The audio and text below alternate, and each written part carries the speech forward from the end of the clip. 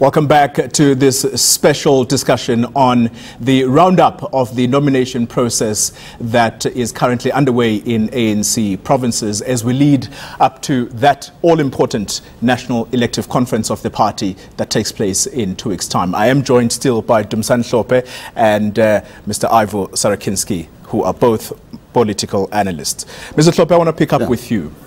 Let's talk about the province of the Free State. They held their Provincial General Council meeting. It's one of the first provinces that has pronounced on the candidacy of Nkosazana Dlamini Zuma.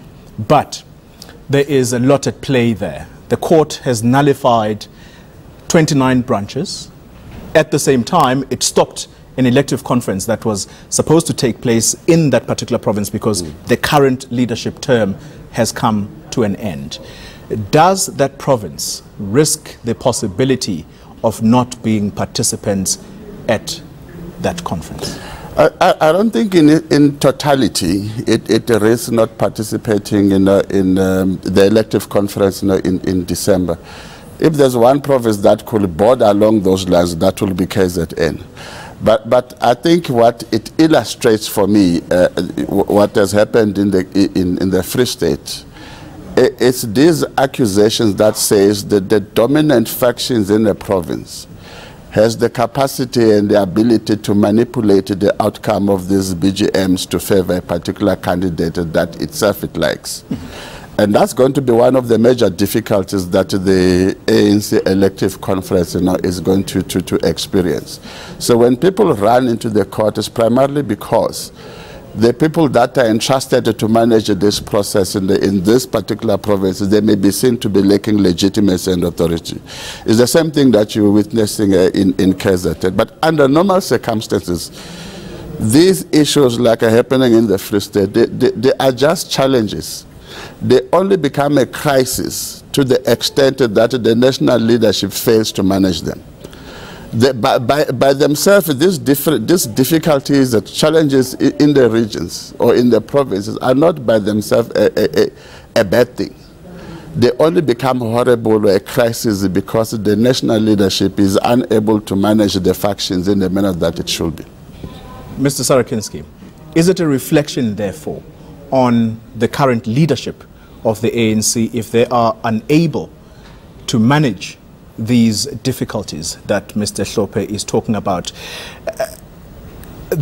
Can it be relied upon, the current NEC, which is actually meeting as we speak in Irene? Can it be trusted to actually manage these difficulties? Because you now have a very real possibility of some of the branches not participating as a result of the difficulties that Mr. Hlophe is talking about. The ANC constitution is pretty clear on how all of these processes are supposed to work. The fact that courts have ruled quite clearly in at least 2 provinces and maybe in another 2 shortly suggests that they're not being run according to the ANC's own constitution. So that in itself tells you that the ANC has some major difficulties within its ranks. You've got people playing within the rules, you've got people playing outside the rules. I don't think the NEC can settle this because the NEC itself is divided across factional lines and they've chosen which side that they're already on. But I think that the challenge that we're seeing now is very much peculiar to provincial and local branch politics. And I think we're starting to see provincial power brokers playing politics to consolidate their positions in provinces, to try and shape the branch outcomes, to buy influence in the national electoral process so that they can start to position themselves for future careers as they move out of provincial politics. Very important here is the 3 key provinces, Northwest, Free State and Mpumalanga. The number of branches now compared to 2012 is significantly higher. ANC voting support's gone down and the number of branches have gone up. You explain that to me. So, I want to focus specifically on perhaps what I would label problematic provinces. The KZN province is an issue because the legitimacy of that leadership is still in question, and we might have a decision soon about whether or not they're going to continue being leaders of that province. You also have threats in the Northwest province that some people actually threatening to take the party to court over procedural matters.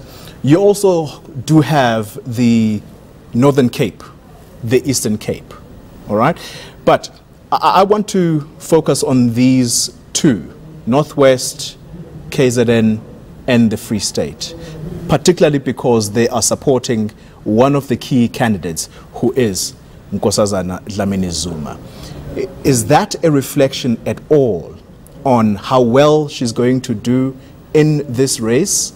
And of course, you're welcome to bring in the other provinces that are also have court processes looming and who in any case are supporting the Deputy President Cyril Ramaphosa. Yeah. Which of these two campaigns are faltering in your eyes? Interestingly, even in Mpumalanga, it's reported today that Matthew Sposa might actually be going to court because according to the rules, it says that people must go for somebody with a name and a surname. Yes. So there's no person in that paper called Unity.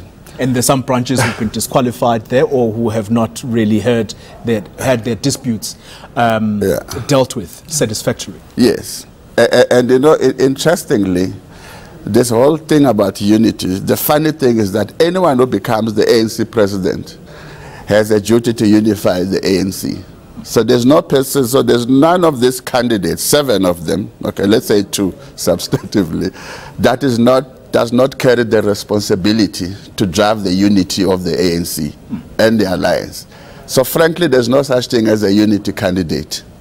It doesn't exist in real terms. So at some point they're going to have to give us a name, Mpumalanga.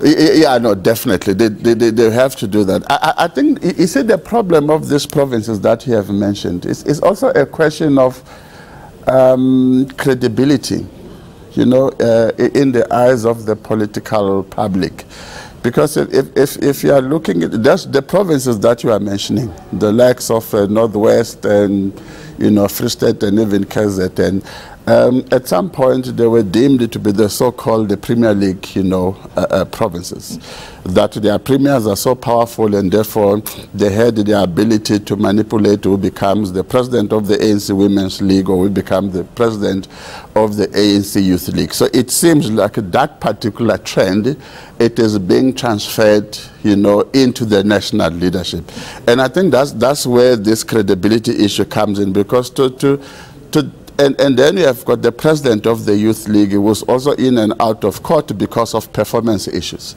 You know, and you have the president of the Youth League that has technically gone under. I don't see much of him. It's not clear what game is he playing lately. So I think all of these things, it makes this province, the leadership of these provinces, very, very questionable, because it will appear as if there's some element of, you know, cooking the system to make sure that it comes up in favor of their preferred candidate, which in this extent, it begins to undermine the person that they're actually driving to be the president, you know, unfortunately. And I think this is where in the Northwest, you'll find that they want to challenge this thing in court, to go to Free State, there are legal issues in KZN. The PEC has been dubbed unlawful and therefore illegitimate. And all of these things happen within the so-called Premier League, you know, space. And I think for me, rather than helping their candidate, they are making it difficult for her. Mr. Sarakinski, I want to change gears a bit now, and let's talk about the running mates. So, Deputy President Cyril Ramaphosa goes out last 2 months ago, I would say, and he decides to announce that this is who his running mate is going to be, and he names Naledi Pandor. Interestingly, that name of Naledi Pandor has actually not arisen in the provinces that have nominated him. So his support base is going against what he prefers as his running mate. Does he have a problem there, or is it simply branches using their power, because we are told time and again by the ANC that the power lies with the branches? Was he wrong to do that, and will it affect his campaign in any way? He made a strategic calculation to announce Naledi Pandor as his deputy president, and it was straight after his preferred candidate, Lindiwe Sisulu, made unfortunate announcements about the accuser of the president in terms of the rape case that was held some years back. There was a huge public fallout about that, and I think Cyril Ramaphosa backtracked a bit on that. What the branches are seeing is Lindiwe Sisulu, who's got a much higher profile because she's been campaigning publicly. And the branches have put their support there. Naledi Pandor hasn't been out in the hustings promoting herself as a potential candidate at all. So I think it's early days. I don't think it will hurt him in any way at all. I think, if anything, it shows that the branches aren't taking their cue from their preferred candidate, unlike in some of the other provinces where the cue is taken so strongly from the preferred candidate that it's quite problematic. In Northwest, Cyril Ramaphosa doesn't get a single vote. That's crazy. But here's an interesting bit. It looks like it is going to work against him. You hold the view that it may not necessarily affect him, the fact that he's announced his slate or the people that he prefers to run with. Mpumalanga is saying, and in the name of David Mabuza, he's saying that, well, the deputy president has decided that he is going to name who his running mate is going to be. Well, it would seem that perhaps if he is willing to negotiate, maybe we could talk to him. But the person right now who appears to be the one that we may possibly negotiate with is Nkosazana Dlamini Zuma. Is that going to cost him? Again, I ask this question. Is that going to cost him? Because Mpumalanga holds the second biggest numbers going to that conference. I don't think it's going to cost him significantly. Those who are out of his camp aren't going to change their minds. And I think quite a few in his camp may change their mind. So I think the difference will be marginal. I don't think it's going to be significant. I think we need to be very cautious about Mpumalanga. We've spoken about this already this evening. We don't know where those people are going to go when there isn't the boss watching, and it's a secret ballot. It could mean that all those delegates vote in a very different way to the views they're expressing now. It's completely open-ended, and we can't read too much into it. Your view on this? Just to add in terms of what I was saying, in politics, anything can be explained. So despite the fact that Cyril Ramaphosa said, the deputy preferably is Naledi Pandor and the things are turning differently, that pronouncement that he made, it can still be explained in politics. He can get away with it. I mean, there's Julius who said he will die ANC. And he left and people followed him. So there's Trump. Few people thought Trump could be the president. But, he explained himself. He is the president. So I don't think it's going to hurt him. And, part of my thinking is that it was not so much a personal decision on the part of Cyril. I think they had some serious discussion within that camp. His mistake was to be the one to be saying it. But I think it was a collective, decision from his, team to come up and express himself the way that he did, which was politically, unstrategic. But it was not him speaking. It was him expressing a collective thoughts of those that were pushing for him. All right, let's pause for a moment, take a break. We're back right after this.